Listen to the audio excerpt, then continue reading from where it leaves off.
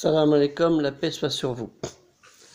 J'invite les musulmans et les non-musulmans à lire quelques livres que je vais vous soumettre, à savoir sur la religion musulmane, mais pas sur le Coran, malgré qu'il est déterminant aussi dans la lecture de ce que je vais vous présenter. Mais ça, après, vous pourrez rechercher.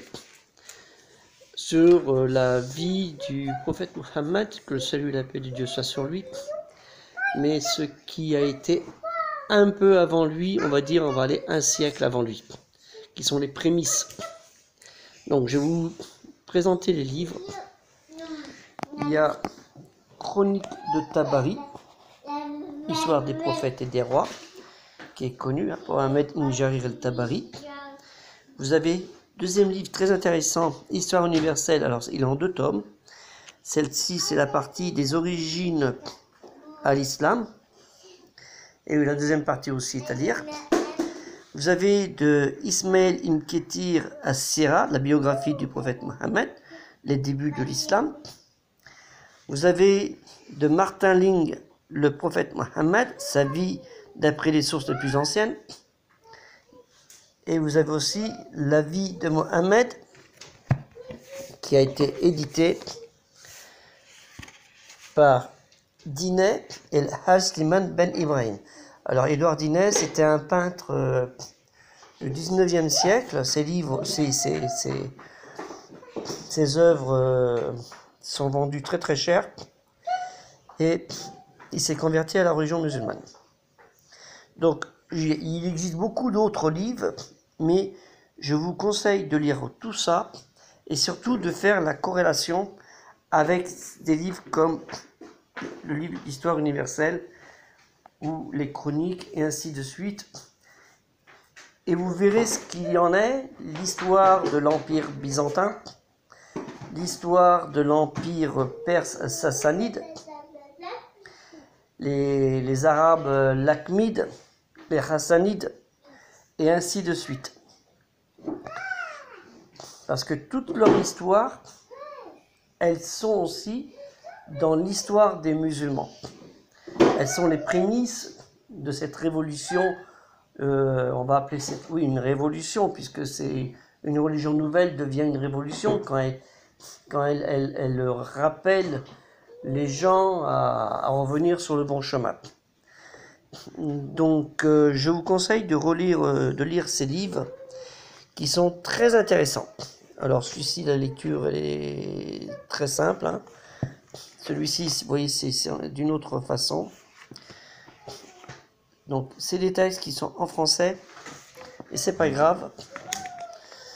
Là, vous avez aussi pareil, c'est beaucoup plus petit, mais bon, il y a ce qu'il faut. Et Chronique de Tabari. Donc c'est pareil. Donc moi je fais des annotations sur mes livres. C'est à moi. Donc je fais ce que je veux. Donc je vous conseille de les lire. Et après il y en a beaucoup d'autres. Indépendamment du Coran, mais à la lecture du Coran, si vous voulez, vous pouvez retrouver ces histoires. C'est ça que je veux en venir. Parce que c'est pas tout de lire le Coran. Hein, c'est pas tout de lire le Coran. La récitation révélée.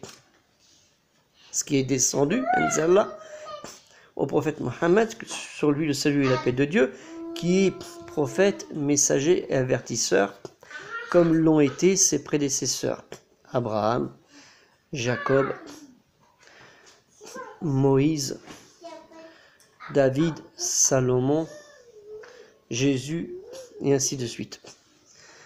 Donc c'est très important de comprendre cela, parce que si on lit le Coran comme ça, comme un livre, ça ne va pas. Hein, surtout que la révélation, entre la révélation et la récitation telle que nous le lisons, c'est pas du tout la même chose qu'il y a les périodes. Si on lit dans la période chronologique, on trouve l'utilité et l'intérêt de lire ces livres. C'est ça qui est intéressant. Parce que, vous savez, la sourate qui est connue, la sourate 30, Roum, les Romains, enfin, on va dire plutôt les Gréco-Romains, ou plutôt, on devrait dire les Byzantins, parce que c'était au début, on parle de conflit entre les Byzantins et les Perses sassanides. Hein, mais c'est un conflit qui datait depuis beaucoup plus longtemps, près d'1 siècle. Donc c'est très intéressant de connaître ces histoires-là pour comprendre après ce qui se passe dans le monde arabe et leur environnement, à savoir les Perses, l'Empire ottoman, qui va aussi avec l'Égypte, qui était à l'époque l'Empire byzantin, excusez-moi. J'ai fait un lapsus, l'Empire ottoman viendra bien après. Donc, et qu'il y aura l'Égypte qui sera inclus dans l'Empire byzantin. Très intéressant de savoir ça et d'étudier, parce que sinon, certains vont interpréter une lecture du Coran qui va être faussée. Donc je vous conseille de lire ces livres.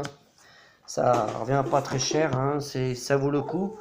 Et ce sera mieux que de se livrer des fois bêtement aux imams Google, aux imams YouTube, aux imams de Twitter ou de ce que vous voulez, qui peuvent vous raconter, autoproclamés souvent, qui n'ont souvent pas fait de grandes études et qui, ils font ce qu'ils peuvent, c'est déjà bien. Mais pour éviter de dire des bêtises, pour pas être impoli, dire des conneries. Et entendre ce qu'on entend dernièrement, des insultes sur des personnes, même si ces personnes n'aiment pas les musulmans et l'islam. Donc je vous suggère d'acheter ces livres et de les lire.